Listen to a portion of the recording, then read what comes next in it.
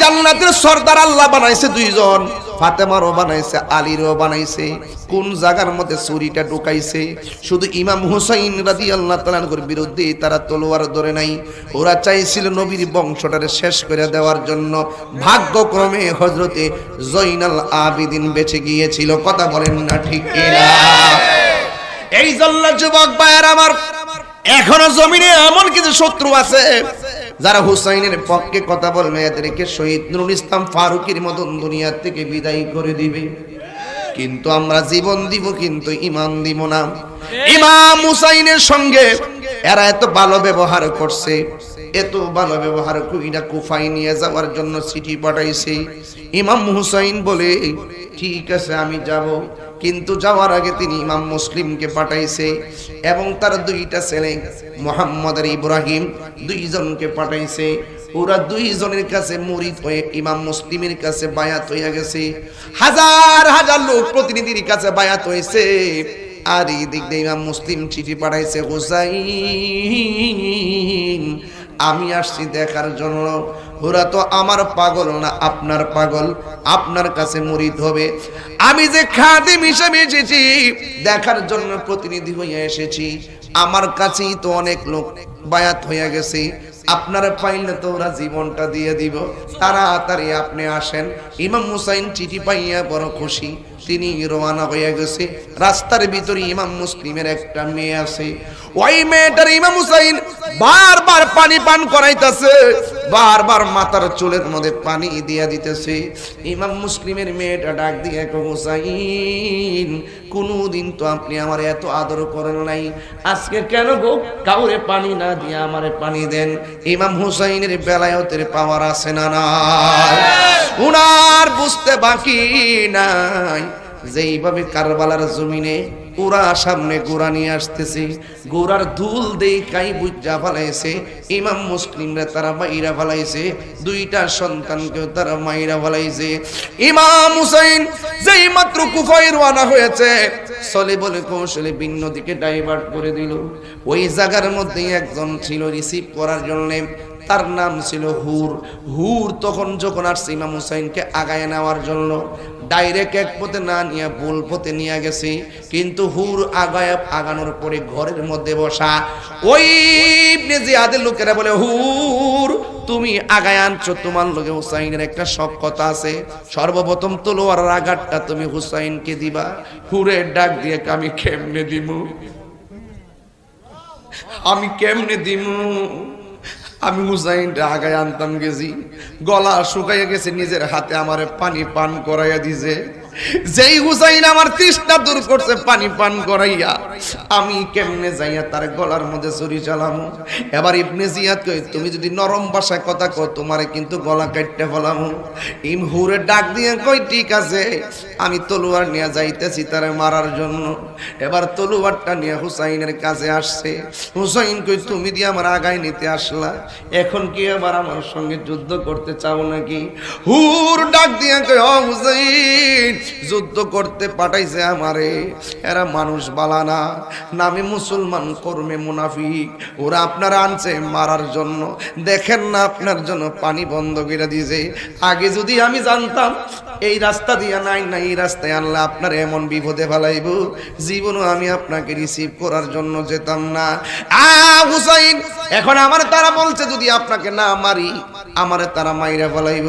তাদেরকে সান্ত্বনা দেওয়ার জন্য আমি একটা তলোয়ার নিয়ে আইছি।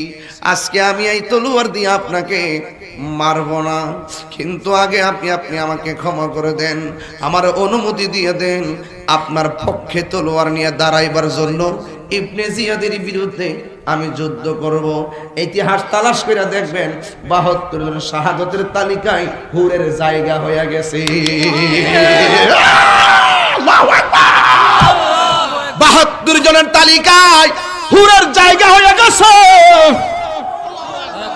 আরে বাবা নসিব তখন লাগে, নসিব নসিব বড় কঠিন জিনিস। দেখবেন ইমান চলে যায় কিছু কথার দ্বারা ইমান ভিতরে স্থায়ী হয়ে যায়। এবার যখন হুর চলে গেছে, ইবনে জিয়াদের মাথা পুরা নষ্ট।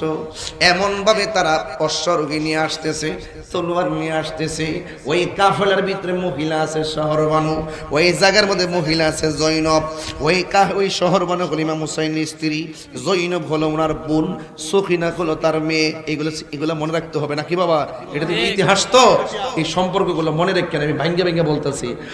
ওই সখিনা, ওই শহরবানু স্বামী হুসাইনকে ডাক দিয়ে কয়, স্বামী ওরা দিয়ে আসতেছে, মনে হয় আমাদেরকে পাকড়াও করবে।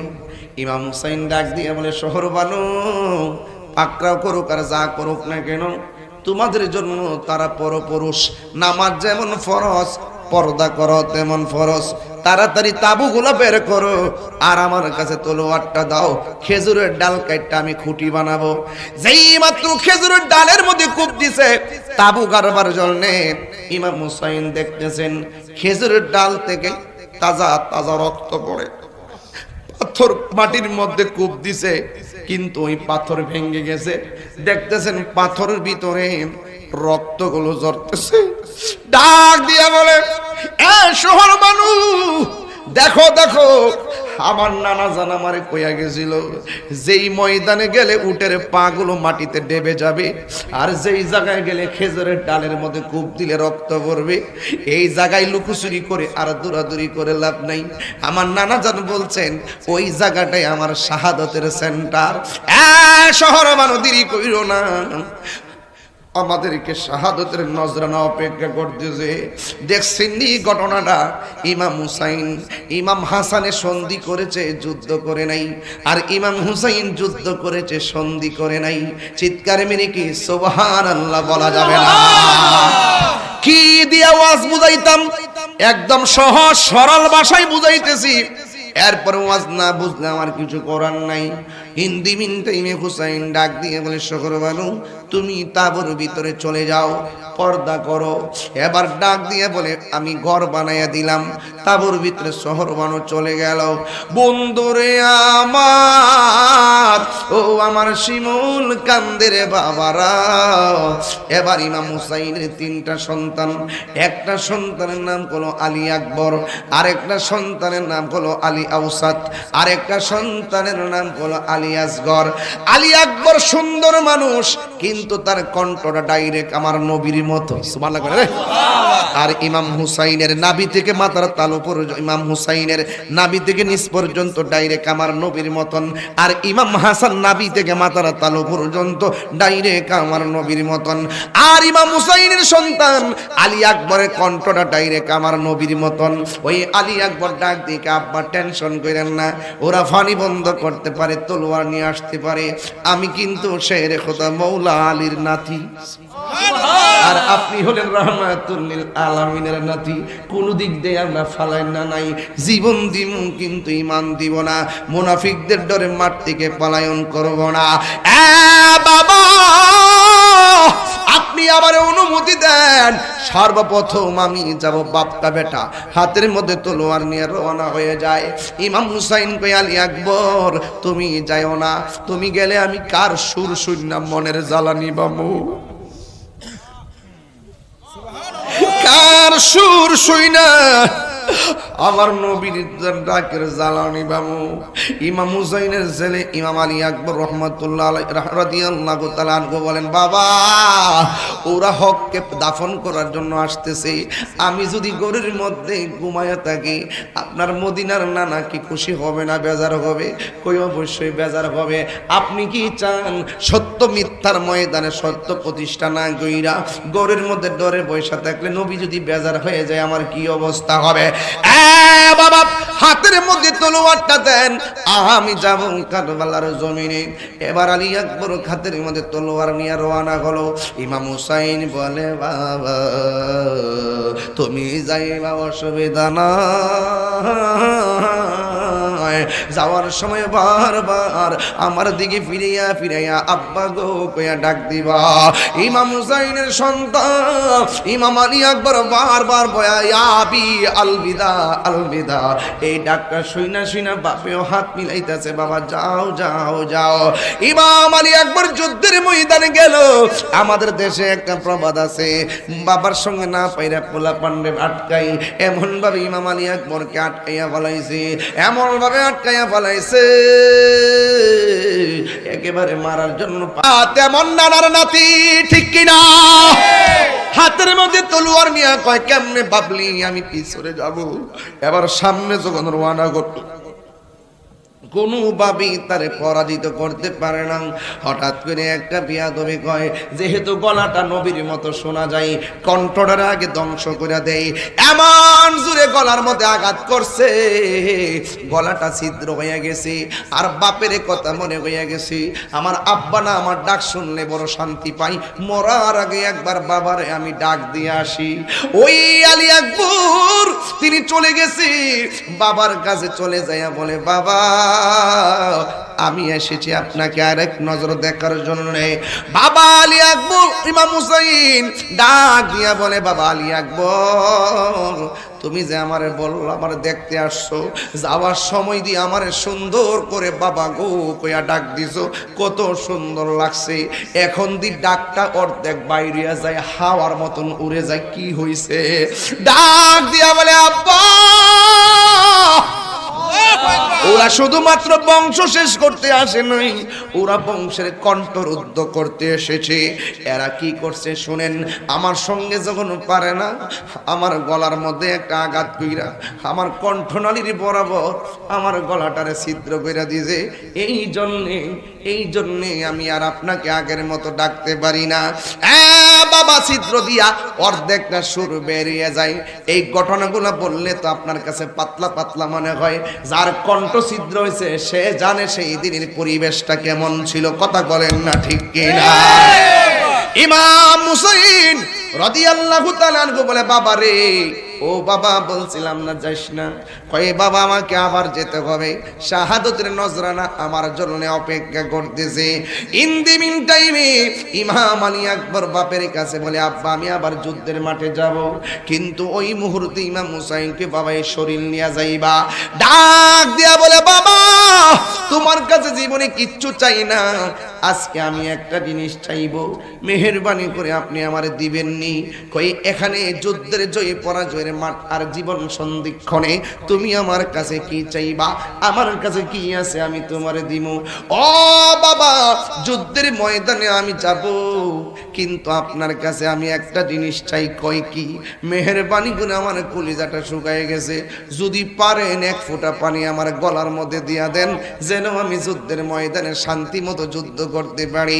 ইমাম হুসাইন চোখের পানি ফালাইয়া ডাক দিয়া মনে মনে আমি কেমন বাবা সন্তানের বুকের তৃষ্ণা মিটাইতে পারি না।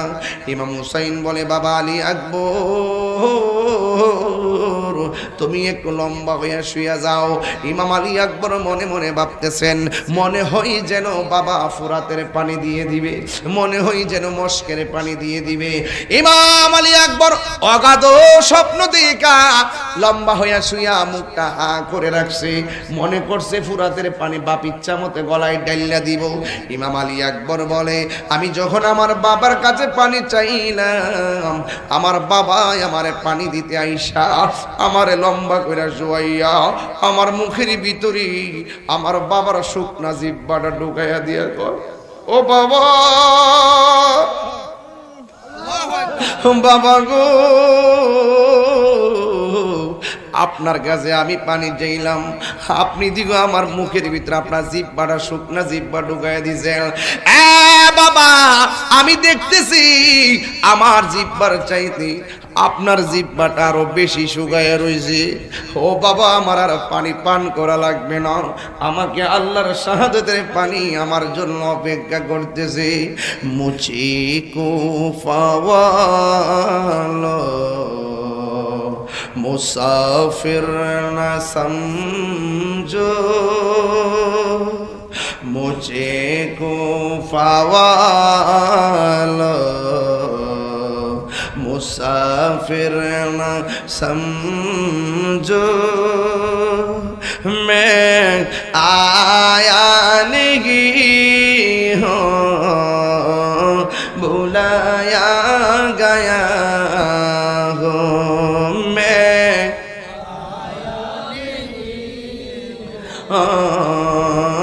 बुलाया गया कि मेहमान बना कर सताया गया हो कि मेहमान बना कर सताया गया हो मैं रोया नहीं हूँ रुलाया गया गो। এটা তো উর্দু, বাংলাটা বলতেছে শোনেন তাইলে বুঝবেন। ইমাম হুসাইন বলতেছে কারবালা যায়া, ও হে কুফাবাসী আমায় মুসাফির ভেবো না। বলেন, ও হে কুফাবাসী আমায় মুসাফির ভেবো না। আমি এমনিতে আসিনি দাওয়াতে এসেছি, মেহমান বানিয়ে কি যে কষ্ট দিল, মেহমান বানিয়ে কি যে কষ্ট দিল।